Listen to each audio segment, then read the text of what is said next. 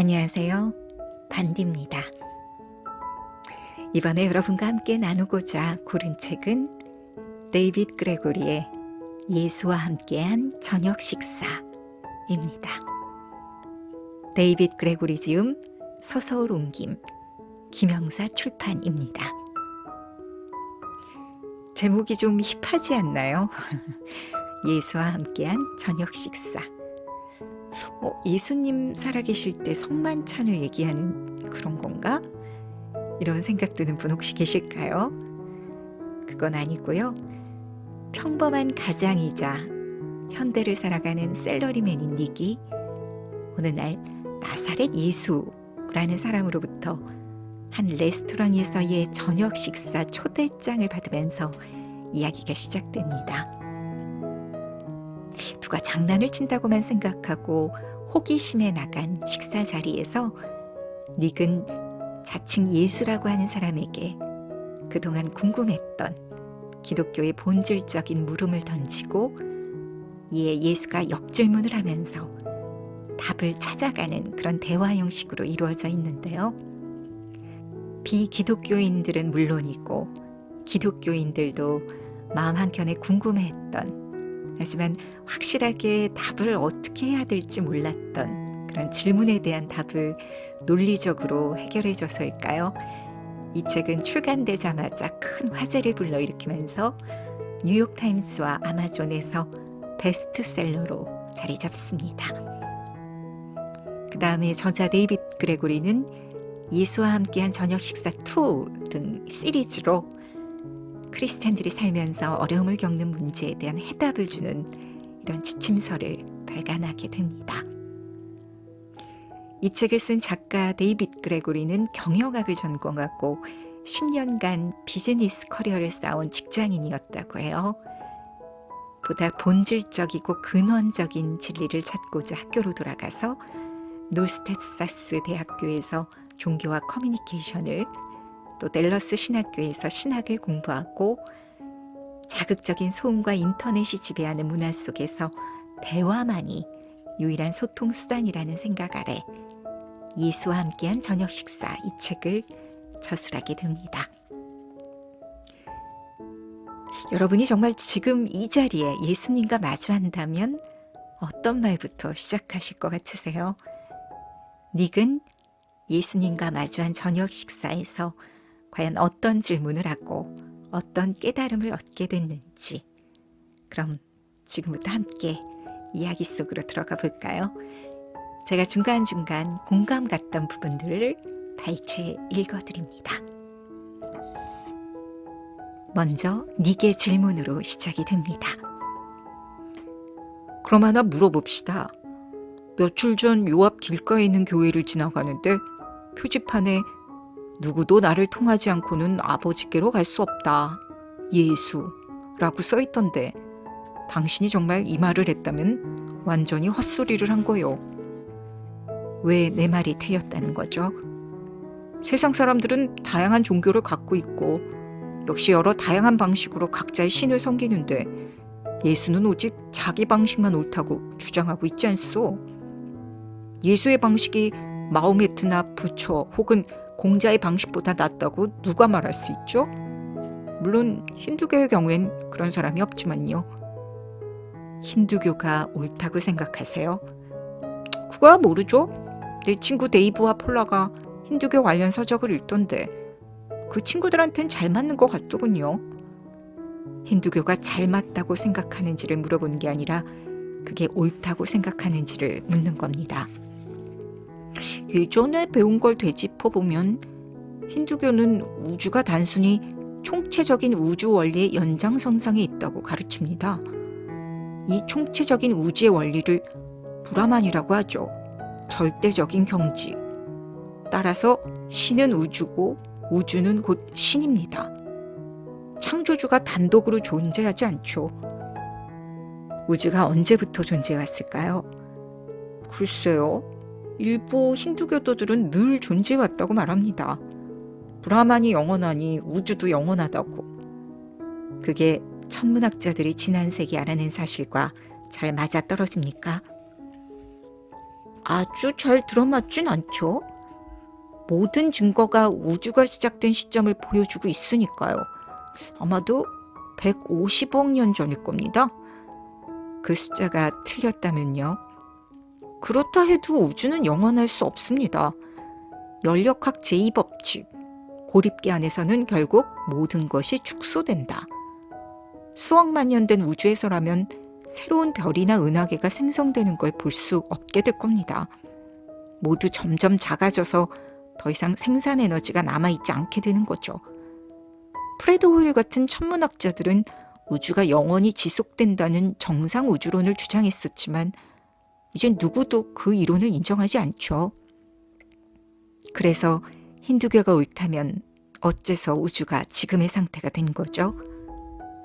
모르겠소. 힌두교의 현실 모사에는 다른 문제도 있습니다. 예를 들면요. 우선 도덕성이 그렇죠. 인간은 매우 도덕적인 존재입니다. 모든 사회, 심지어 원시 사회라 할지라도 복잡하면서도 유사한 도덕률이 있죠. 그럼 하나 묻죠. 힌두교에서 도덕성의 근본은 무엇인가요? 브라만이 옳고 그름을 정하나요? 아니요. 브라만은 도덕을 초월합니다. 우주 원리가 있어서 어느 것도 궁극적으로 옳거나 틀리지 않아요.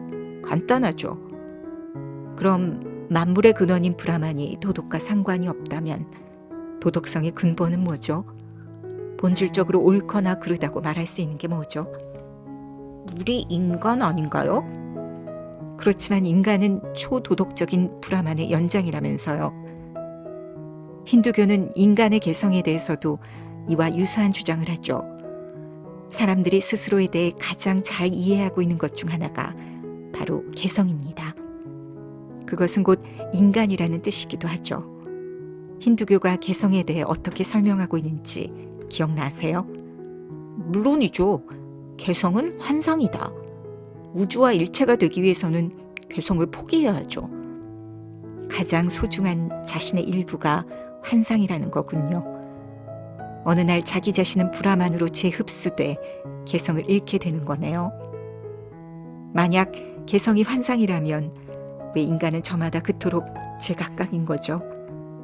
어떻게 비개인적인 우주 원리에서 그토록 독특한 개개인이 나올 수 있었을까요? 하지만 이런 주장은 동양의 모든 종교에 해당될 수 있습니다. 그럼요. 그 종교들이 안고 있는 문제가 바로 이겁니다. 세계는 그들이 그리는 모습과 다르죠. 그들은 생명을 이해하는 방법을 제시하고 있지만 그건 그릇된 이해인 거죠. 불교에 대해 기억나시는 게 있나요? 불교는 기본적인 세계관이 힌두교와 비슷해요. 불교에서 말하는 최고의 경지는 열반이라는 추상적인 공의 상태입니다. 8 정도를 거치고 자신 안에 있는 모든 집착과 욕망을 불식시킨 후에 열반에 이르게 되죠. 일단 그 모든 속박을 제거하면 모든 고통이 끝납니다. 열정을 가진 사람들 없이 인류가 성취한 것이 얼마나 되죠? 그리 많지 않죠? 선생은 생물학 공부를 많이 하셨죠.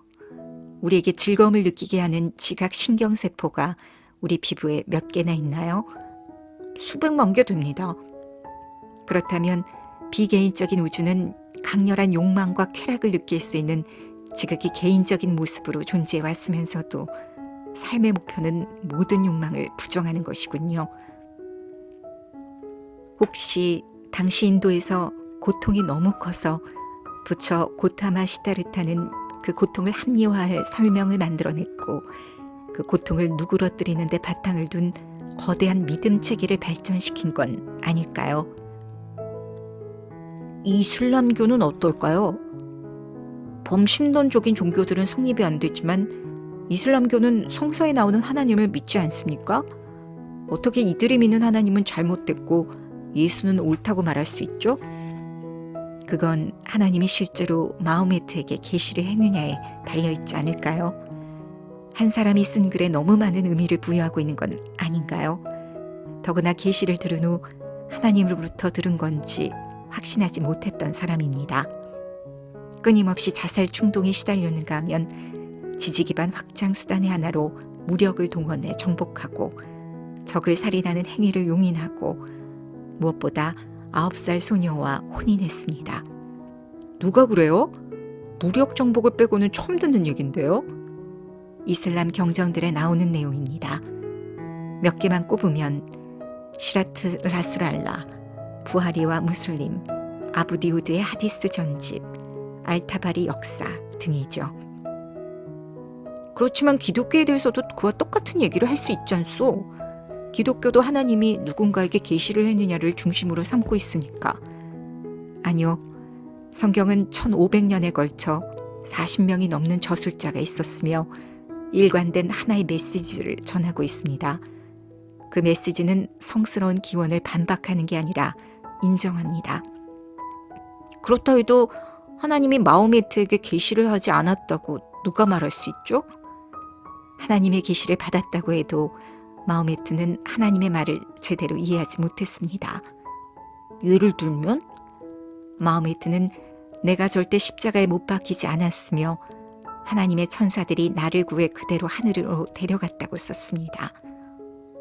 아, 당신 예수 말이군요. 네, 그래요. 마호메트 말이 맞을지도 모르죠. 아니요, 틀렸습니다. 내가 십자가에 못 박힌 일은 초기 기독교인뿐 아니라 당시에 기독교를 믿지 않았던 역사학자들도 역사에 기록했으니까요. 그 사건을 부정해버리면 고대사에 대해 선생이 알고 있는 모든 것을 부정해야 합니다. 이슬람은 이외에도 사실이 아닌 것을 가르칩니다. 어떤 거죠? 성경이 시대를 거치면서 변질되어 왔기 때문에 오늘날 우리가 아는 성경은 심하게 왜곡돼서 믿을 수 없다는 거죠. 그래서요? 그렇지 않거든요. 이 분야의 학자라면 누구라도 동의할 겁니다. 무엇보다 사회 문서는 히브리 성전의 신뢰성을 증명하고 있습니다. 또 신약 성서가 진실임을 입증해주는 초기 문서가 5,000개가 넘게 있고요. 애초에 저술자들이 쓴 그대로인 거죠. 성경으로 뭘 할지는 각자의 자유지만 지금 성경이 진본이라는 건 의심할 수 없습니다. 선생의 가장 깊은 욕망은 무엇인가요? 사람들의 가장 큰 욕망은 사랑받는 거 아닐까요? 개인적으로 접근하려는 의도는 아니지만 닉, 개인적인 경험에 비춰볼 때 다른 사람이 그 사랑에 대한 갈망을 채워준 적이 있었나요? 아니요, 별로요. 그건 다른 사람은 결코 채워줄 수 없기 때문이에요. 하나님만이 할 수 있죠. 하나님이 인간을 그렇게 만드셨거든요. 하지만 이슬람교를 믿는 사람들은 그런 걸 감히 꿈꾸지 않아요. 알라신과 개인적인 관계가 될 수 없으니까. 알라신은 멀찍이 떨어져서 경배하고 섬겨야 할 대상이니까요. 심지어 천국에서조차요. 알라신은 인간의 마음속 깊은 욕망을 채워주지 않습니다. 인간을 이렇게 깊은 욕망을 지닌 운명으로 태어나게 하고는 왜 그 욕망을 채워주려 하지 않는 거죠? 천국으로 가는 길을 얻고자 노력하는 이슬람 교도들은 하루의 기도를 몇 번이나 해야 천국에 갈 수 있는 충분한 자격을 얻을까요? 모르겠는데요. 그들도 모릅니다. 여기에 문제가 있죠. 그들은 자신이 최선을 다했는지, 기도와 금식과 자선과 성지순례를 충분히 했는지 결코 확신할 수 없습니다. 결코 알 수 없죠. 힌두교인들은 이 생을 몇백 번 거쳐야 업보를 풀 수 있는지 알지 못합니다. 불교 신자들 역시 열반에 이르려면 얼마나 많이 노력해야 하는지 모릅니다. 그건 기독교도 다르지 않죠. 자신이 천국에 갈 정도로 선한 사람인지 누가 알겠소? 아니요, 거기엔 명백한 답이 있습니다. 답은 결코 충분하지 않답니다. 천국에 갈 정도로 선한 사람은 존재하지 않습니다. 아무리 열심히 노력해도 충분하지 않아요. 그럼 옳은 일을 많이 해도 십계명을 잘 지켜도 천국에 못 간다고요? 그래요. 하나님은 그 갈라진 간극의 이쪽에, 선생은 반대편에 서 있죠. 선생이 그 틈을 메울 수 있는 방법은 없습니다. 결코 건너편으로 건너갈 수 없죠. 선하게 살려고 노력하는 건 그 틈을 메우는 것과 아무 상관이 없습니다. 인간은 신을 거부했고 신으로부터 멀리 떨어졌습니다. 그 관계를 다시 맺기 위해 인간이 할 수 있는 것은 아무것도 없습니다. 왜 못하죠? 왜냐하면 그 벌어진 사이를 메울 수 있을 만큼 큰 존재는 신뿐이니까요. 사람들은 신과 단절돼 자신들이 저지른 큰 죄에 대한 감각이 마비돼 버렸습니다. 죄악으로 가득 찬 세상에 살면서도 그게 정상이라고 생각하죠. 하지만 하나님이 보기엔 기괴한 세상이죠. 하나님은 절대적으로 거룩하고 공정합니다. 인간에게는 그에 견줄 만한 게 아무것도 없고요. 솔직히 말해 하나님이 사람들에게 자기를 그냥 덮어놓고 믿어달라는 거 신뢰가 가지 않습니다. 맞습니다. 하나님은 그렇지 않아요. 이 세상의 다른 종교들이 그렇게 하죠. 하나님은 믿음을 기대하기 전에 증거를 제시하죠. 그렇지만 세상의 종교들은 그들의 주장을 뒷받침할 증거가 없습니다. 다양한 형태의 힌두교에는 무려 3억 명이 넘는 신이 있죠. 그 존재를 증명할 증거가 그들에게 있나요? 그렇지만 예수도 다르지 않죠. 예수가 하나님이었다는 증거가 있습니까? 그건 하나님이 일어날 거라고 정확히 예언했던 겁니다. 예언서들을 읽어보셨잖아요. 메시아가 올 거라더군요. 그때 그게 하나님이라는 말은 전혀 듣지 못했소. 이사야서, 다니엘서, 미가서를 다시 읽어보세요. 뭐라고 쓰였는지 알아요.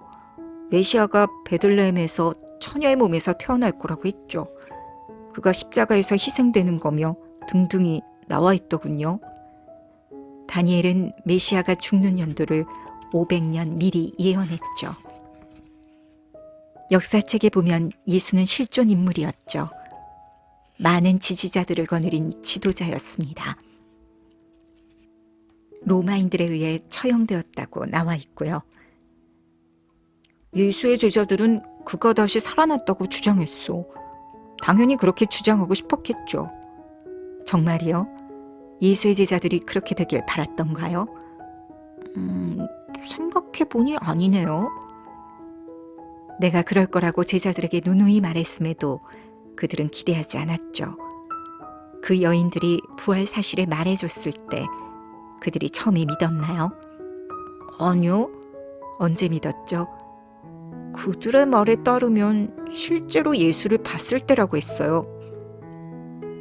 그런 일이 있기 전에도 믿지 못했고 그 후에도 믿지 못하다가 바로 눈앞에 나타난 증거를 보고 나서야 믿었다고 적고 있죠. 심지어 그런 일이 있고 난 후에도 그들은 로마 정권이 무서워 숨어 지냈습니다. 선생이라면 하나의 대의 아래 사람들을 따르게 하고 싶어서 스스로를 이런 식으로 묘사할 건가요? 그래서 그들이 빈곤에 시달리고 박해받고 끝내는 순교를 당할 수 있는데도요. 그들은 그곳에 있었고 그 일이 일어난 걸 눈으로 봤으며 그들 모두가 그런 일이 있었다고 말했죠. 그래서 고통과 죽음밖에는 아무것도 얻지 못했는데도 그렇게 말했습니다.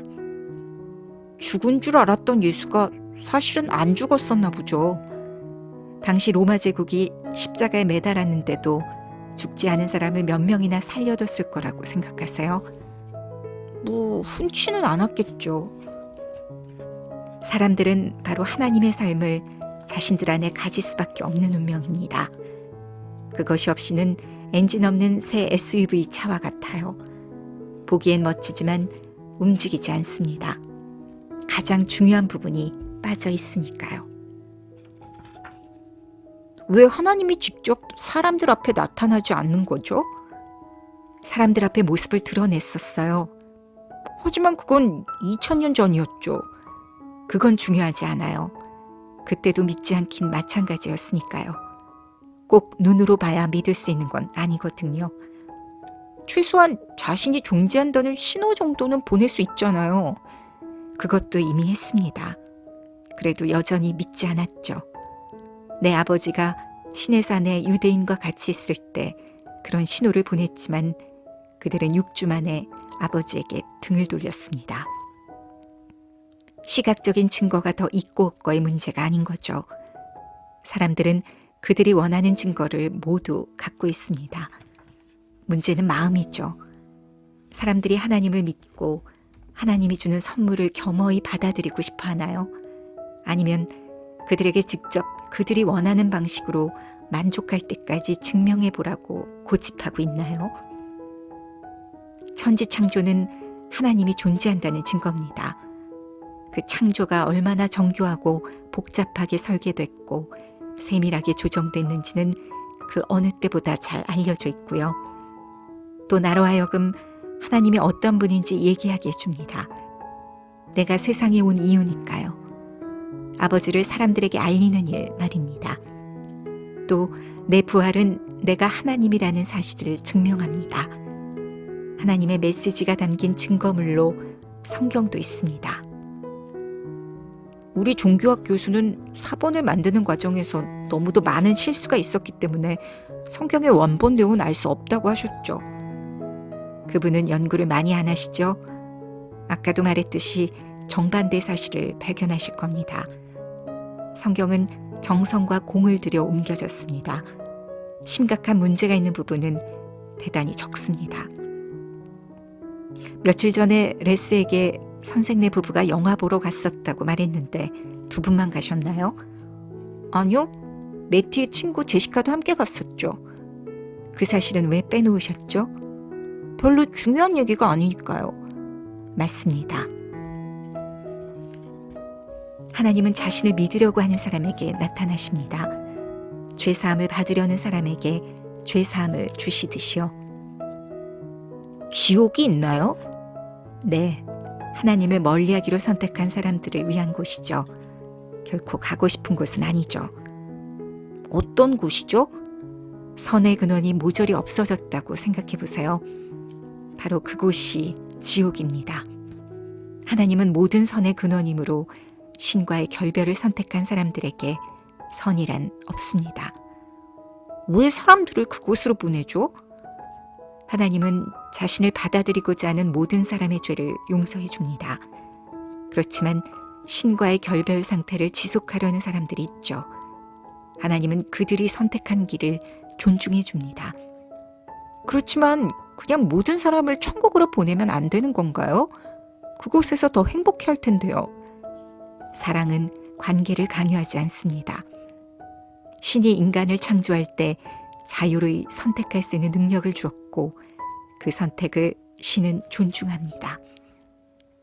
딸 사라에게 길가에서 놀지 말라고 하면 사라는 왜 그래야 하는지 이해하지 못하죠. 하지만 언젠가는 이해합니다. 신은 당신이 이루 헤아릴 수 없는 큰 사랑으로 사랑합니다. 누구 하나도 신에게서 멀어지길 원치 않아요. 그렇다면 왜 지금 당장 상황을 바로잡지 않죠? 미래의 어느 날을 기다릴 이유가 뭐냐고요. 당신은 지금 하나님의 입장에서 세상을 바라볼 수 없기 때문이에요. 그렇지만 현재에는 현재의 목적이 있고 훗날 모든 것이 바로잡힐 것입니다. 우리가 고통받고 있는 동안 신은 자신의 계획을 실행하고 있다니 참 불편부당한 것 같소. 잊고 계신 게 있습니다. 신은 선생 혼자서 고통받게 두지 않습니다. 누구보다 더 큰 고통은 그분이 겪으시죠. 그래, 천국은 어떤 곳이죠? 천국은 멋진 곳이에요. 인간의 감각은 이 일그러진 세상에 살면서 너무 무뎌져서 그 모든 광경과 소리와 냄새가 믿기지 않을 겁니다. 한 번도 본 적 없는 색깔과 한 번도 들어본 적 없는 음악이 있죠. 활기가 넘치고 평화가 충만해 있습니다. 그랜드 캐니언에 섰을 때 기분 기억나세요? 너무 경이로워서 가슴이 벅차오르는 기분 말입니다. 천국이 바로 그렇습니다. 다만 천국의 경이로움은 무한히 지속되죠. 사람들이 하나님의 본성을 완전히 파악한다면 하나님은 하나님답지 않을 거예요. 인류는 아직도 창조의 많은 부분을 알아내지 못한 상태죠. 창조주는 그것보다 훨씬 더 위대하니까요. 네, 여기까지 소개해드립니다. 우리가 기독교에 관해서 논리적으로 답을 얻으려고 했던 질문에 대해 조금이라도 해답이 되셨을까요? 전 이 책을 읽고 그래도 뭔가 해답의 길을 찾는 느낌? 그런 걸 받았었는데요. 이 책에서는 끝까지 닉과 대화를 했던 자칭 예수라는 사람이 과연 진짜 어떤 인물인지에 대한 답은 나오지 않습니다. 하지만 헤어지면서 예수가 건네준 명함이 어쩜 답이 될지 모르겠는데요. 거기엔 요한복음 3장 20절만이 적혀 있었죠. 볼지어다 내가 문 밖에 서서 두드리노니 누구든지 내 음성을 듣고 문을 열면 내가 그에게로 들어가 그로 더불어 먹고 그는 나로 더불어 먹으리라. 네, 마음의 문을 열면 우리도 이 닉처럼 예수와 함께 저녁 식사를 할 수 있지 않을까요? 다음 주에도 추천드리고 싶은 책 골라서 오겠습니다. 오늘 또 함께 해주셔서 고맙습니다. 반디였습니다.